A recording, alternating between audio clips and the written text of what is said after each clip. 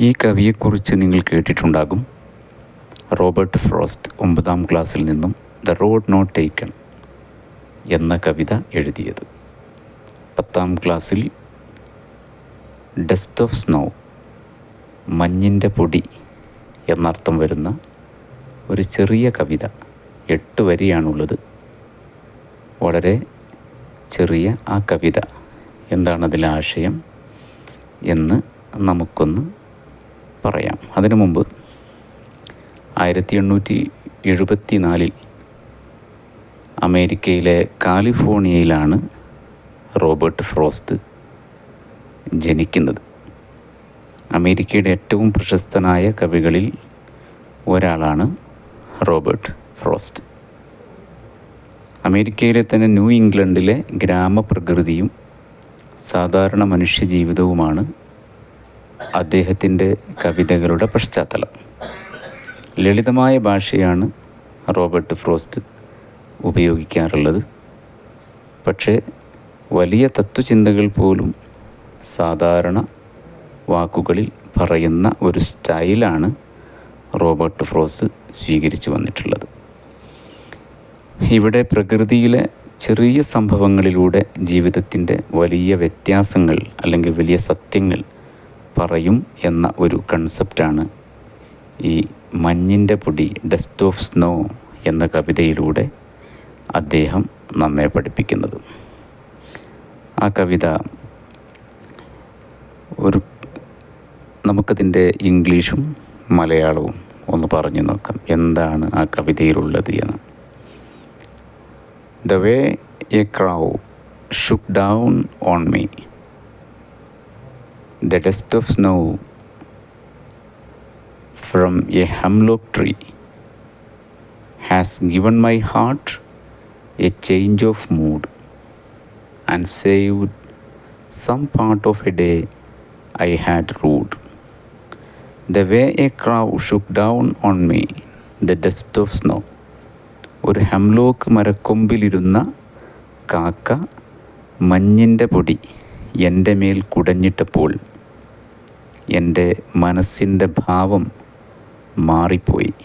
Has given my heart A change of mood. ഞാൻ ശപിച്ചിരുന്ന, വെറുതെ കളഞ്ഞു എന്ന് കരുതിയ ആ ദിവസത്തിൻ്റെ ഒരു ഭാഗം അതെന്നെ രക്ഷിച്ചു. And saved some part of a day. ഒരു ദിവസത്തിൻ്റെ ചില ഭാഗം ഐ ഹാഡ് റൂഡ്, ഞാൻ വെറുതെ കളഞ്ഞു എന്ന് കരുതിയ ഭാഗം അതെന്നെ രക്ഷിച്ചു. ഈ ആശയമാണ് ആ കവിതയിലുള്ളത്. ഐ ഹാഡ് റൂഡ് എന്ന പ്രയോഗം ഞാൻ ദുഃഖിച്ചിരുന്ന അല്ലെങ്കിൽ ശപിച്ചിരുന്ന, ഇന്നത്തെ ദിവസം വേസ്റ്റായി എന്ന് കരുതിയിരുന്ന എന്നൊക്കെയാണ് I had rude. Saved some part of a day. ആ ദിവസം മുഴുവൻ നശിച്ചു പോകേണ്ടതായിരുന്നു, പക്ഷേ ആ ഒരു നിമിഷം കൊണ്ട് ദിവസത്തിൻ്റെ ബാക്കി നല്ലതായി, ദിവസം രക്ഷപ്പെട്ടു. ചേഞ്ച് ഓഫ് മൂഡ് ഈക്വൽസ്, കവി വളരെ നിരാശയിലായിരുന്നു. ആ സമയത്താണ് കാക്ക മഞ്ഞ് കുടഞ്ഞപ്പോൾ പെട്ടെന്ന് മനസ്സ് ലഘുവായി അല്ലെങ്കിൽ സന്തോഷവാനായി. ഇതാണ് ഈ കവിതയുടെ മൊത്തത്തിലുള്ള ആശയം. ഇനി അതിലെ പ്രധാന ആശയങ്ങൾ നമുക്ക് പോയിൻ്റായിട്ട് പറയുകയാണെങ്കിൽ, ഒന്ന്, ചെറിയ നിമിഷങ്ങൾക്ക് വലിയ മാറ്റങ്ങൾ ഉണ്ടാക്കാൻ സാധിക്കും എന്ന ഒരു പാഠമാണ്. അഥവാ ഒരു കാക്ക മരത്തിൽ നിന്ന് മഞ്ഞ് കുടഞ്ഞത് അത്ര നിസ്സാരമായൊരു കാര്യമാണ്, പക്ഷേ കവിയുടെ മുഴുവൻ ദിവസത്തെയും അത് രക്ഷിച്ചു. ദുഃഖിതനായ കവിയെ സന്തോഷവാനാക്കാൻ ഒരു കാക്കയ്ക്കും അതുപോലെ ഹെംലോക്ക് ട്രീയിൽ നിന്നും വീണ ഒരു തുള്ളി മഞ്ഞിനും സാധിച്ചു. മറ്റൊരു പാഠം പ്രകൃതിയുടെ രോഗശാന്തിയാണ്. ദുഃഖത്തിലോ നിരാശയിലോ ഒക്കെ ആകുമ്പോൾ പ്രകൃതിയിലൊരു ചെറിയ സ്പർശം പോലും മനസ്സിനെ തൊട്ടുണർത്തും. ആ ഒരു ഉണർവാണ് കവിയിലുണ്ടായിട്ടുള്ളത്. മറ്റൊരു പോയിൻ്റ്, നെഗറ്റീവിൽ നിന്ന് പോസിറ്റീവിലേക്കുള്ള ഒരു യാത്ര. ഇപ്പോൾ ഈ ക്രൗ ആവട്ടെ, ഹെംലോക്ക് മരമാവട്ടെ, രണ്ടും ദുഷഗുണത്തിൻ്റെ പ്രതീകങ്ങളായിട്ടാണ് കാവ്യലോകത്തും അല്ലെങ്കിൽ സാഹിത്യ ലോകത്തൊക്കെ ഉപയോഗിക്കുന്നത്. പക്ഷേ ഈ കവിതയിൽ ഈ കാക്കയും അതുപോലെ ഹെംലോക്ക് ട്രീയുമൊക്കെ നന്മയാണ് കൊണ്ടുവരുന്നത്. അപ്പോൾ കാഴ്ചപ്പാടിലാണ് പ്രശ്നം. കാഴ്ചപ്പാട് മാറുമ്പോൾ ഏത് നെഗറ്റീവും പോസിറ്റീവായി മാറും എന്ന വലിയൊരു പാഠം. അതാണ് ഇവിടെയുള്ളത്. മനസ്സിൻ്റെ മാറ്റം, change of mind or change of mood. പുറം ലോകത്ത് ചിലപ്പോൾ വലുതായി ഒന്നും മാറി എന്ന് വരില്ല, മാറ്റങ്ങളൊന്നും കണ്ടു എന്ന് വരില്ല. അതേസമയം മഞ്ഞിൻ്റെ കുറച്ച് പാർട്ടിക്കിൾസ്, പൊടികൾ വീണു എന്നേ ഉള്ളൂ. അത് ചെറിയൊരു ഭാഗമാണ്. പക്ഷേ കവിയുടെ ഉള്ളിലെ ലോകം അത് വലിയ മാറ്റമാണ് കൊണ്ടുവന്നിട്ടുള്ളത്.